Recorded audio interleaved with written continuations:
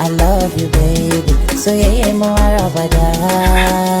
Yaya Jita da ka sani da ba kai waƙan nan ba gashi nan ana tallan dan malela da waƙar ka. Dan malela traditional medicine. Mama used to tell me da ina garin Kano ina yaƙi da kamfanin dan malela na gani kaina nema ake a kai ni gidan yari. Na ce to na bar garin Kano na dawo Abuja mai waru. Ni da nake yaƙi da kamfanin dan malelan fa amma ni ma kaina an ce mutumin banza dan iska ne ni ina bata tarbiya naga ana nema kai da gidan yari. Naga ni as the biggest influencer mutum kamar ni a bata mini kariya a kai ni gidan yari nace kai tun da dawo Abuja yanzu ba ruwa na duwace za ta dan malelan ta yi yawwa yanzu ba na yaki da kamfanin dan malele du mata ku ta auren kanku dama yanzu na gaba ɗaya mata ma ba wani san maza kuke sosai ba kawai ku ta auren kanku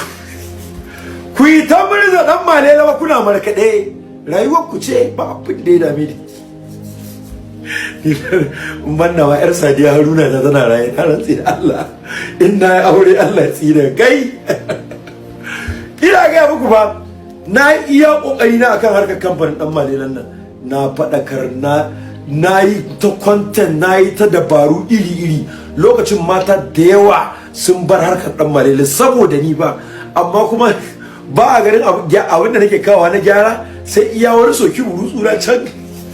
to wallahi ba ruwana duk wacce za ta dan malanta ku samu ummaru ku ta marka dai yau can ta matsayin ku rayuwar ku ji hayya Kano State Matsayi yau Gfresh